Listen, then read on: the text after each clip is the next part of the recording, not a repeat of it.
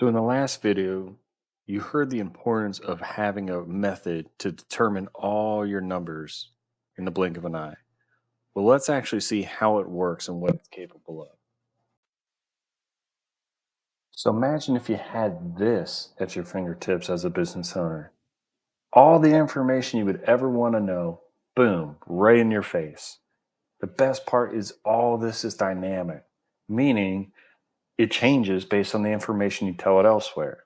So it's not just pictures of stuff, the information will change. The fuel usage, the revenue, the profit, all of this changes based elsewhere in the spreadsheet. You tell it the variables, meaning what's changing, it tells you the results. Then you have your flow charts. So first time I ever built this or something like this, but I did it for visual representation for the purposes of these videos so that people less familiar with the process can visually see every step of the process and have a better understanding. So on the left is one that's based on cost. It shows you the type of equipment, personnel, and then the costs associated based on everything else you tell it throughout the spreadsheet. It will show you how much it costs to handle the wood chips coming in and how much it costs for the grinding materials to be pushed up and the materials itself, etc. And then at the very bottom, it'll show you, okay, these are your finished products and this is what your revenue is and this is what your cost is. So we'll dive into that. This one is your volume chart. Everything in the mulch industry is based on volume. But the irony and the reason it's so tricky is it's always changing. Material starts in one volume, bulk brushy stuff or logs, and then you transform it into a material, but the volume's changing. So this tracks that so you can see where's my material ending up. What did I start with? How much do I have after this step? How much do I have after that step, etc. And over here is where you change all that information. You tell it in any of the yellow cells, that's information you're plugging in. You're allowed to change these to whatever reflects your business or whatever you project. The blue and the purple cells are information it calculates behind the scenes. You don't have to do a thing here. This is information it's telling you based on calculations. This is your materials page. So at the end of the day, you have different feedstocks. You have leaves and brush and chunk wood, etc. All that gets transformed into these products here. Well, again, the hard thing about calculating your numbers in this business is knowing what the volume changes. Now, this spreadsheet is completely functional and completely accurate, but I put in fictional numbers. So the math is correct, but don't get too fixated on whether it's 60% or whatever it happens to be in reality. I just put in artificial numbers for the sake of the video. And you can see that when you do a primary grind, you start with something and you end up with this proportion after you grind it. But then when you regrind it, you lose more volume. It gets condensed even further. So that's reflected here. You have your finished cost of all your material right here. So this is what you're selling for. These are your prices per yard. And here you enter how much it weighs per yard. And the reason this is important is because your trucking is completely dependent on weight and volume. So you can't just put infinite amounts on a truck. It's either going to be volume or weight, and it depends. So there's a math equation behind the scenes that will calculate that for you. And over here, you have all this information provided to you. So you have different trucks coming through the gate, and they bring you different types of wood waste, brush, trees, etc., stumps, whatever it happens to be. Well, you have different truck sizes, and then each one has a different average weight that they can carry and a different average volume they can carry. Well, it does all the math for you based on what you put here. If you tell it, okay, and again, these are fictional numbers, But say chunkwood. Chunkwood's super dense. That's your big, fat, round logs that they cut up. That's dense and heavy. So that may weigh 700 pounds a yard. But something light like brush, it's bulky, but it doesn't weigh a lot. Well, you enter all that information here, and then it does all the math. And right here, what it's showing you is, okay, well, based on the size of the truck and what it's bringing, what's going to be the limiting factor? Is it going to be weight or is it going to be volume? It does the math and figures out most likely what the limitation is, or the bottleneck. Down here is how many yards each truck brings on average bulk before it's processed. Here's the revenue per yard on a truck. Here's the revenue per ton on a truck. Here you enter what kind of grindings you're purchasing, which would be sometimes in the busy season, you need to supplement your supply because you have more going out than you have coming in at any one time. So you buy from clearing guys. Well, each one charges a different rate. Each one brings a different amount on a truck on average. Well, it does the math here for you. You just put the information in the yellow cells and it tells you right here what your cost is per yard.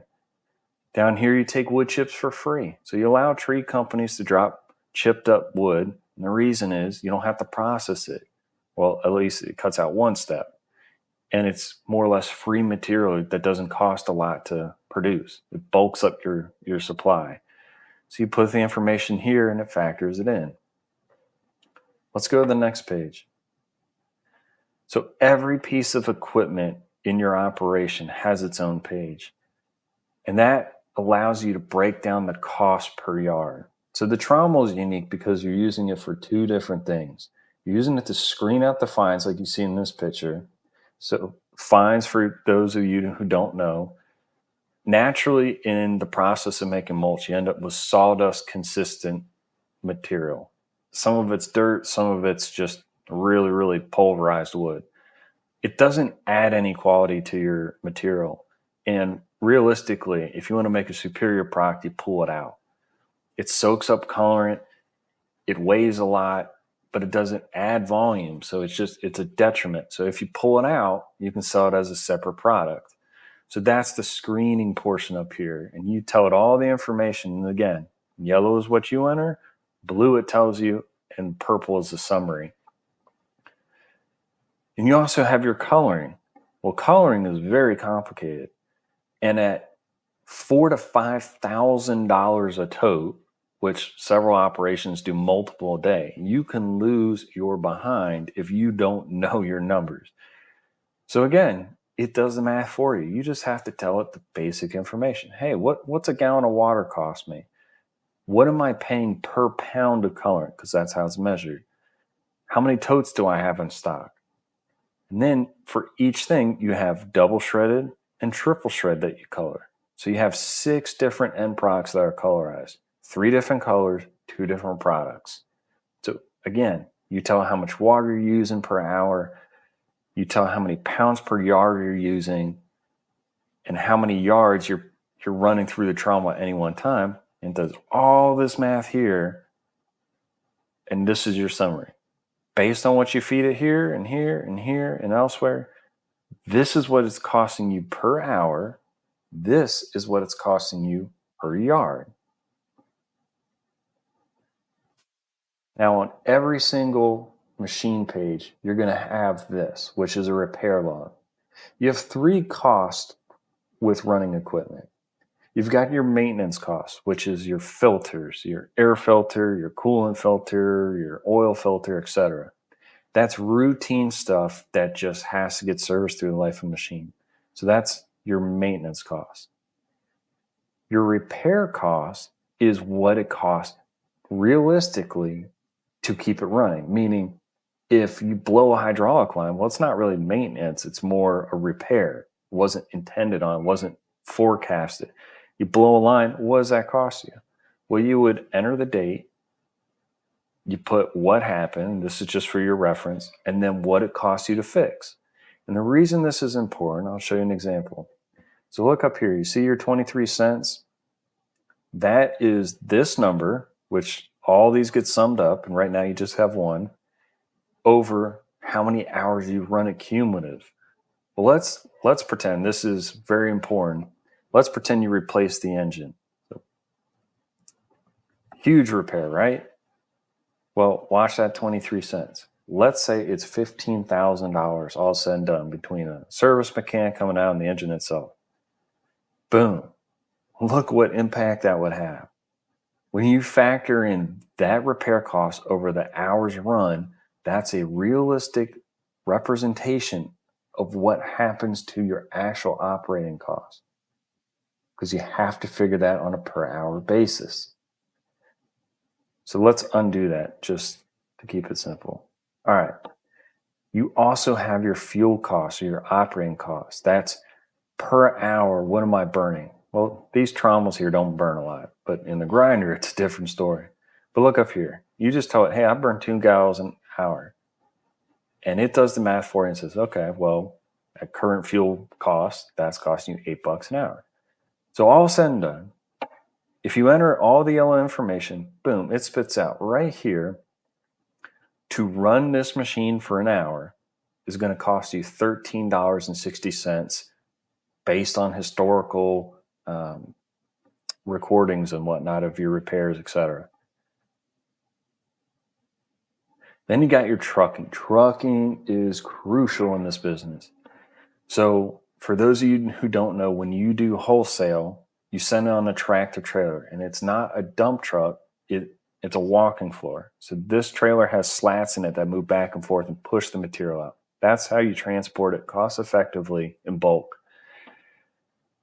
Well, with trucking, you have to break it down into 2 things. You have your trailer and your truck. And trucking is all based on 2 limiting factors, your weight and your volume. You're only legally allowed to weigh so much on the road. And that includes the truck and the trailer, their actual weight, and whatever you're allowed to gross max, which in most states is about 80,000 pounds. The difference is what you can haul. And there's no getting around that unless you want to skirt the law and risk getting a huge fine. So it's very important to know the weight of the truck, the weight of the trailer, and the volume of the trailer. So if you had something light, like pallet mulch, it doesn't weigh a lot, and it's just bulky. So you could realistically get maybe 105 yards on one of these trailers. But if you're hauling compost, it's super heavy. So you're not going to fill up the trailer, but weight's going to cut you off first. Well, that's all factored in here. Plus, there's a lot of other factors. You have to know what's your fuel burn. Well, there's 3 different types of fuel burn. You have when it's idling, so it's just you're loading it, you're waiting on a truck stop, whatever the situation is. It's just sitting there not moving, and that burns less fuel, but still burns something. And then you also have your fuel burn down the road. So when you're loaded right here, your truck's heavy, so it takes more fuel to get the material in the truck down the road. When you're empty, you're burning fuel, but not as much as when it's loaded. So here's the beauty. To keep it simple, you just tell it these factors in yellow, and it will do all the math for you. And here is your average operating cost per mile. And again, that's going to factor in your fuel consumption, your maintenance cost, which is going to be your filters and tires and stuff over time, which we'll go into later, and then your repair costs. So with trucking, a huge thing is your repairs. You need a new transmission, that spikes your cost per mile up significantly. Let's say you get a new customer and you want to do the math. Hey, is it even economical to send to them? What price do I need to be at? What's it going to cost me to get it to them? Well, I built this little calculator here. You just tell it, hey, how many miles am I going and what am I hauling? And it will do the math for you. So your grand total cost is not going to change based on what you're hauling, but your cost per yard will. If you're carrying, not that you would, but say you carried something heavy like topsoil in one of these, Well, that's super heavy. You're lucky if you get 14 yards on a tractor trailer. It's so heavy. It's a ton a yard or more. Well, your cost per yard is going to be astronomical, but your cost to get it there is the same. On the flip side, if you have pallet mulch like we were talking about earlier, it's very bulky but not heavy. So you got 105 yards. So that cost divided over how many yards you got is a lot lower. So that's what that number is. Let's go to the next page. Now your grinder right here is what does all the manufacturing. You have two steps when you're making mulch. You got your primary grind and your regrind. The primary grind is when you're taking it from whatever it was in nature, whether it was a 2x4, a pallet, brush like you see here, logs, a whole tree, stumps, whatever it is. That's your primary grind. You're making it into that chunky, splintery mulch consistency for the first time. That's step one. Then you do a regrind. That's making it smaller.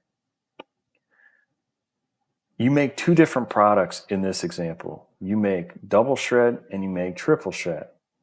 But don't let it trip you up. Triple shred is actually run through the machine a total of 2 times, just using very small screens to get that quote unquote triple shred consistency. So the important stuff here is what screens are you using. That determines your production rate. Then you have to tell it what type of material you're grinding up because every material handles differently. If you're doing something like chunk wood, it's tough on a machine. It's a bunch of random things that's got to beat it up pretty bad. So your production is going to be a lot lower. Whereas if you're doing brush, it basically flies through as fast as you can grind it. And again, you have your repair costs here. Now this, for a grinder, is so critical. I'll give you a quick anecdotal example. I had a $70,000 repair on my grinder. 70 grand at one time. It had to get fixed, otherwise I'm not in business. Nothing on these machines is a luxury item. Well, when you factor a huge repair into that, over how many hours you've run, your cost goes up substantially. The reason this would be important is, let's say somebody called you and wanted you to come do some mobile contract grinding for them.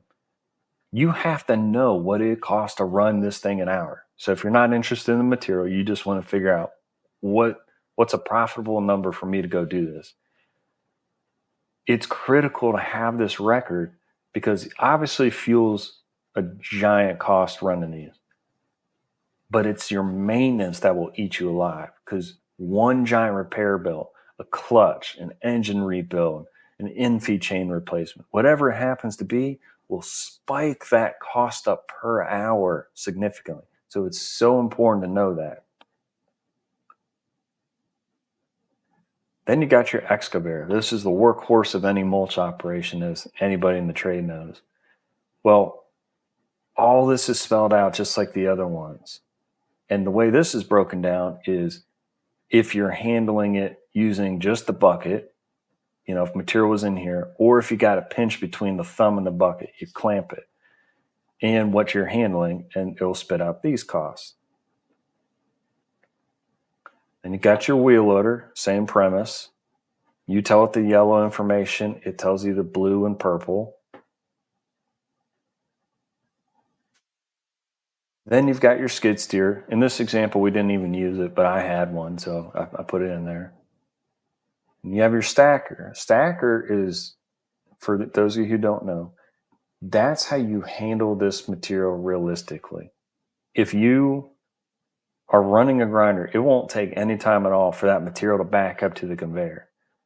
And you got two choices. You either, three, shut down, B, have a guy move it with another piece of equipment constantly, or C, you run a stacker. And a stacker is the most cost-effective way to run efficiently. It allows you to keep going. It moves it down the road, so to speak, makes a gigantic pile, and doesn't burn a lot of fuel. So you see these in the trade a lot. Well, what about your staff labor? You go here, your people cost you money. And you got two different kinds. You have hourly and you have salary. Your salary, in theory, you can work around the clock or, 60, 70 hours in the peak season. And no matter how many hours they work, little or a lot of hours, their pay is consistent all the time. But you also have your hourly employees. Once you hit 40 hours, their rate goes up by 50%. So it's very important. This factors all that in. And then up here, here's something important if you haven't ever run a business. If you're paying a guy $10 an hour, he's not really costing you just $10 an hour. You need to throw on 11% on top of that. That's all your payroll expenses. That's your FICA, your Medicare, Social Security. Company pays into it. This is what I used to call my filter Bible. But every machine has a couple of things. They have filters of different kinds. They have fluids of different kinds, and they have service parts. It is a bear of a task to keep track of this. Look at this. This is just 1, 2, 3, 4, 5. It's just a handful of different pieces of equipment, and yet this is how many different things you have to track. And then on top of that, there's different quantities. Every single filter has a different serial number. You have to change them at different intervals, whether it's miles, hours, or whatever. And then you tell it the cost in yellow. And what it does over here is it factors all that stuff in there and spits out this number. Now, again, to make clear, this is not what it costs to fix something. This is stuff has a certain amount of life and will have to get changed. Your tires, for instance. So that's what these costs represent. And then finally, you have your common variable. Your common variables is stuff throughout your entire business that's more or less uniform. The cost of a gallon of fuel doesn't really matter if you're putting in an excavator or a wheel loader as far as what it costs per gallon. So you tell it here and it pulls it from this page and uses it throughout.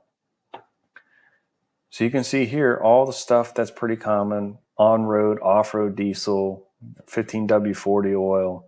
You put it here and it figures everything else out in the rest of it. And you also have your overhead.